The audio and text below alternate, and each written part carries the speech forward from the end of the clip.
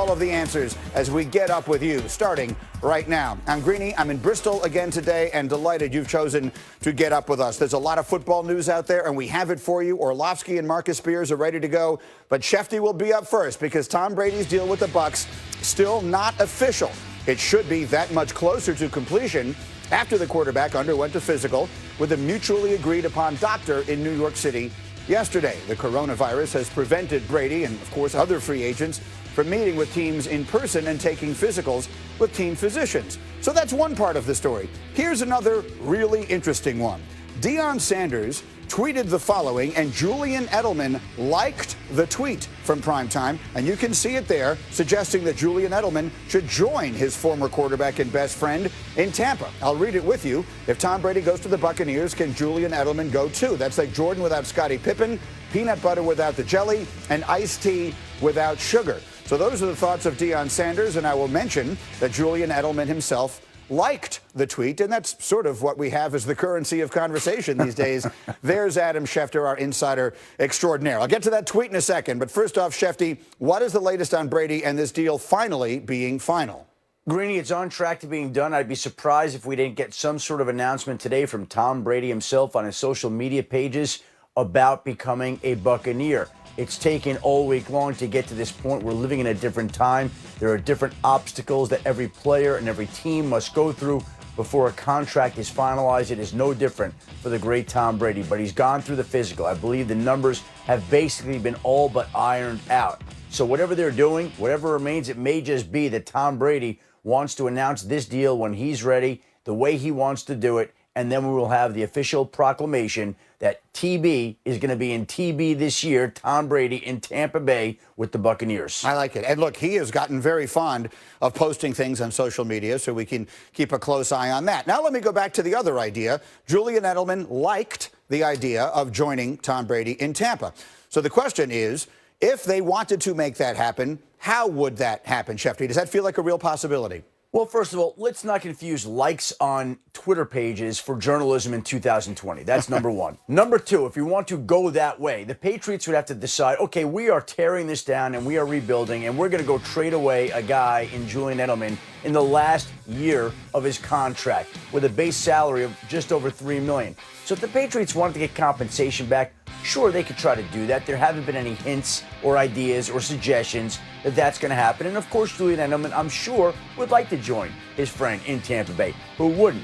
Warm weather, no state income tax. Tom Brady's there. It's exactly why players have been reaching out to the Buccaneers over the last 48 to 72 hours since the news broke that they, too, would like to be in Tampa Bay. I'd like to be in Tampa Bay with Tom Brady at this point in time. I'm quarantined in my house. What do you want me to do at this point in time? That's the way it sort of goes. And so we have a situation here where we can continue to look at players who want to go there. I just don't know how realistic it is. Maybe it's something as simple, Greeny, as Julian Edelman liked the compliment that Deion Sanders was paying him, comparing him to Scottie Pippen and talking about how important he's been to a franchise dynasty through the years. I'm with you, but it's sort of fun to consider it the other way. Let's talk about one that probably could happen a lot more easily. Well, I guess I shouldn't say that because there are different kinds of hurdles to jump. That is, of course, Antonio Brown. We know how much those two seem to like being together for the incredibly short period of time they were, meaning Tom Brady and Antonio Brown. What would have to happen for Brown to be able to play in Tampa this year? Well, the biggest thing is that the NFL still has not concluded its investigation of Antonio Brown. And frankly, the NFL has much bigger matters right now to worry about than Antonio Brown and how long he's going to miss. And I think there still will be discipline handed down to Antonio Brown, and it may be a while before he's playing. But I think teams have known that Tom Brady would like Antonio Brown to go where he is next season. Now, whether the Buccaneers would want to do that is another question. I think Tom Brady has that in his mind, that he'd like to play with Antonio Brown. Loved having him as a teammate, was disappointed when New England parted ways with him this past season. It always will remain out there, but I think the biggest issue facing Antonio Brown is the discipline that awaits him from the NFL. The NFL is not through with him, not by a long stretch of the imagination, and he still could be facing a potential suspension, a lengthy suspension from the NFL before he's even allowed to play again this season. All right, Shefty, terrific. Stay with me a minute here. I'm coming back to you on something else in a second, but let me get Dan and Swagoo into the conversation after we talk about the Rams, who yesterday released running back Todd Gurley, bringing an end to a dramatic fall in L.A. for the 2017 NFL Offensive Player of the Year. The Rams had made Gurley the highest paid running back in NFL history with a 4-year extension prior to the 2018 season. We will get to all of that in a minute as we sort of fly by the seat of our pants here a little bit. I've got Dan and Marcus ready, and we did want to get commentary from you two guys on the notion of Julian Edelman. And Dan, in our meeting this morning, which we conducted telephonically, you were telling us that there is not only does Brady obviously love having Edelman to throw to, but there'd be another benefit of having him in Tampa with all his new teammates. Yeah. Become a coach on the field for every other wide receiver, and that communication that he can give those other receivers, you can't put value on that, Greeny. You can't put value on Edelman walking up to a Mike Evans and going, hey, when you run this route, I know Tom likes when you do this. When you have a go route, I know Tom loved when receivers did this. And it's even more paramount in this offseason, right? Because all the uniqueness tied to this offseason and the time that guys are going to be able to spend with each other, to bring in a guy like Julian Edelman that knows Tom Brady and Tom Brady knows him, you are bringing such an asset into your organization for not just the quarterback, but for everybody else. You get basically an extension of Tom Brady at the wide receiver position. So for Jason Light in Tampa Bay, this would be a no-brainer because you're committed to now, right? Like you've gone all in for right now. If you can get Edelman for a mid-round pick, and I'm not a front office guy, I don't know what, but if you can do that, that would be an absolute no-brainer and would completely improve your football team. To Shefty's point, that would probably require the Patriots to decide they're just tearing the whole thing down, and we don't have any sense they're going to do that. Swagoo, as far as either getting someone like Edelman or Antonio Brown, do you feel like they need that? They've got, obviously, two top-flight wide receivers who were very productive when Jameis was there last year. Do you think they need another weapon? Well, I know it's against the grain to say that you don't want to add talent, and obviously adding both of those guys would bring some sort of value, especially if Tom Brady is pushing for one or the other one of those guys to come. I don't, though, G. I think going to Tampa right now with what they have on the table, with who's there, with Godwin and obviously Mike Evans and both of those tight ends, I think they can have a lot of success with where they are. But to Dan's point, and I agree with him, the uniqueness of this offseason may create something where you want to have a guy in the building that already has rapport with Tom Brady to have at least something going as this season gets off to a start. But I just, look, Tom Brady picked Tampa Bay because what was already there. I don't know if you add anything and possibly mess up that chemistry. That seems right. All right, let me get back to what we were talking about a moment ago. And I told you Todd Gurley was released yesterday. This is a guy who was recently, as 2 years ago, felt like a legit candidate for MVP. Instead, there's been a significant fall off. And you see on Twitter, he reacted to the news with sort of an amusing way, tweeting, "Damn, I got fired on my day off." And so let me go back to Shefty here.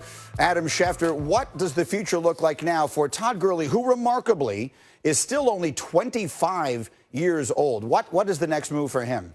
Well, Greeny, let me say this. The Los Angeles Rams had spent the last few weeks shopping Todd Gurley around the league, and there was not a lot of interest in him. Teams did not want to take on that contract with his injury history at this point in time.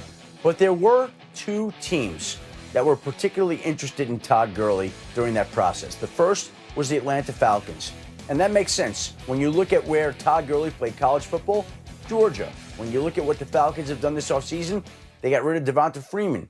And so the Falcons would be one team that makes some sense for Todd Gurley as he becomes a free agent. Now, the other team that was interested in Todd Gurley, the Miami Dolphins, who back in the 2015 draft were planning to take him with the 14th overall pick before the Rams took him 4 slots ahead of them at number 10. Dolphins wound up taking Devontae Parker. Gurley went to the Rams, and Gurley is now a free agent. Miami would be a potential landing spot.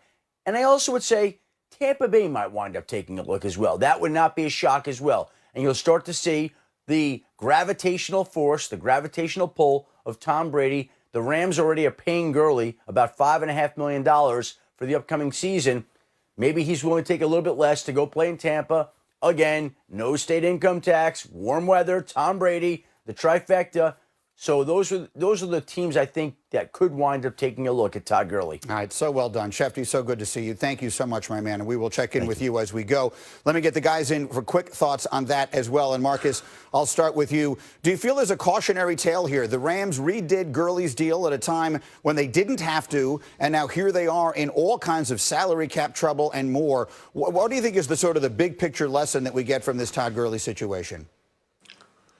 Gee, this will not bode well for running backs. Obviously, this is one of those other scenarios that front offices can use to tell running backs and their agency, this is why we don't do this. I think it's a unique case, though. Todd Gurley was more than just a running back for the Rams, and he was paid and compensated that way. I think people have to keep in mind, Todd Gurley was not just a hand the ball off in the backfield and you go do your thing. He was in the passing game, highly involved in a lot of ways offensively, and I think that's where the contract came from. So for all you running backs out there, if you want to see a contract like this, you better be more than a guy that just turns around and hands the ball off. I guarantee you Saquon Barkley will get a big deal and Christian McCaffrey will get a big deal because they are more than a running back. Dan, what do you think? Who should go out? Should Gurley, is he going to be a difference maker somewhere? Should some team be out there trying to sign him desperately? Oh, absolutely, Greeny. Now, he's not going to be your number one. He's not going to be your bell cow, but this guy's 2 years removed from 1,200 yards and 17 touchdowns.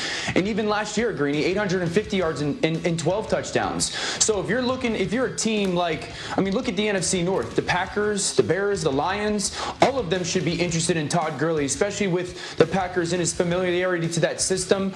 The Tampa Bay Buccaneers, like Shefty said, the Seattle Seahawks, he can still come in and give you value, not only in your run game, but to Marcus's point, your pass game. And Greeny, I've been with Todd Gurley in the locker room as a teammate. He's an outstanding teammate in the locker room, so he will bring value to an organization quickly. All right, there continues to be huge news from around the National Football League, and there will be more. Guys, stay with me. They're with me all morning.